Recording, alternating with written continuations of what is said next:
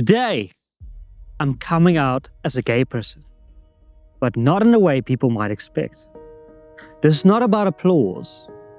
You can keep your magazine covers, your slogans, your hashtags, your performative praise. One of the main reasons why I'm doing this is because what I have seen in the gay culture has left me deeply disturbed. The modern gay community, at least the loudest parts of it, has become a place of suspicion, cruelty, and backstabbing. A place that mistakes aggression for courage and victimhood for virtue. Like the French Revolution. At first there was real reason to rebel, real cruelty, real injustice. And then the guillotine never stops. And Robespierre wasn't fighting tyranny anymore. He was cutting off heads because he could. If you want to march for pride, first you must ask yourself a much more important question. What are you actually proud of? What do you believe in other than being the victim in every story? And siehst toch, until you can answer that question, you can keep your gay pride flag. But let us also be honest. This anger did not appear out of nowhere. It came from somewhere very real. It came from the cruelty of the religious right. It came from pulpits that said, "We accept you, but you will burn in hell." From smiles followed by damnation. That doesn't vanish after church. It sinks into a child. It rewires how they see themselves. It becomes the lens in which they interpret the world. You scoff and you sneer at the presentation of gay pride marches. If you think that's bad, what you should be asking yourself is, what does a society do to an individual that is the result? Let me tell you something. The only difference between me and them is I'm one of the lucky ones. Let me tell you my story. I grew up in a conservative Afrikaans community. My grandfather was one of the key figures behind the tall monument in Parel. Good family, good school, raised in the Zalze Stellenbosch. I had all the privilege in the world, nothing to complain about. And then when I was 10 years old, I discovered that I was attracted to boys. Now to an adult, that seems small. So what? Right? So what? Well, to a child who sees the world in terms of black and white, it felt like I discovered that I was the villain in a story I never wrote. I told no one. Not my parents, not my friends, definitely not my preacher. I carried it alone. What I saw was a virus, and a contagious one. The silence soon became fear, and thereafter began my lifelong struggle with anxiety disorder, one of the most misunderstood illnesses there is. Real anxiety is not depression. It is not stress. It is irrational fear. That kind that lives in your body, not your thoughts. The kind that never switches off. Imagine seeing a snake for the first time. That fear you experience with someone with anxiety disorder, it is there with you constantly. You cannot explain why. It rewires your senses. It drives you crazy.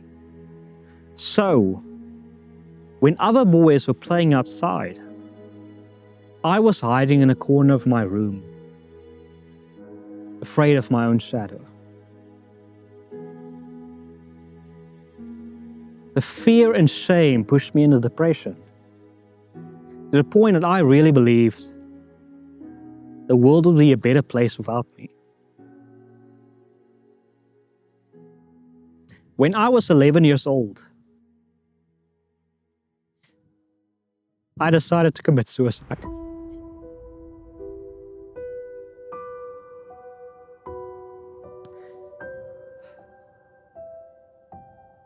I was just too young to know how to do it. So, with no alternatives, I escaped. Not into drugs, not into rebellion, not into anger, but into imagination. I imagined a world where there were no rules, where I could be wherever I wanted to be, where I could make myself laugh whenever I wanted to. And over time, I realized I didn't run from who I was. I ran from a materialistic world that didn't want to accept me. And in the process, I found myself. The left would say I'm a victim. The right would say I'm cursed. I genuinely believe that I've been blessed beyond measure. So after all these years, I'm not really coming out as a gay person. I'm coming out as Donald Brown. And in a world hell-bent on tearing itself apart, I'm on the side that's trying to find solutions. Worldview is not a gimmick. It is a principle. It is who I fundamentally am. And that is that empathy, eye contact, honor, and honest conversation still matter. That bridges are built by people who refuse to flatten the world into tribes. I'm a man that has spent years listening, really listening to South Africa. I've spoken to leaders and liars, pastors and politicians, opportunists and activists, heroes, cowards, and everyone in between. And let me tell you something. That same pain I experienced as a child, I see it everywhere. Pain does not discriminate. Hope does not discriminate. And truth does not discriminate. I believe in order and structure, but I believe order must be questioned so that an innocent boy doesn't feel the need to end his life. I believe in rebellion and passion, but not the kind that burns everything down just to feel powerful. Pain doesn't make you special, but what you do with it might. And I believe I can play a vital role in the gay community and in South Africa to help rediscover its balance. And for that, I will take responsibility. I'm not stupid. By now, I know who the heroes are. And I know who the weasels are.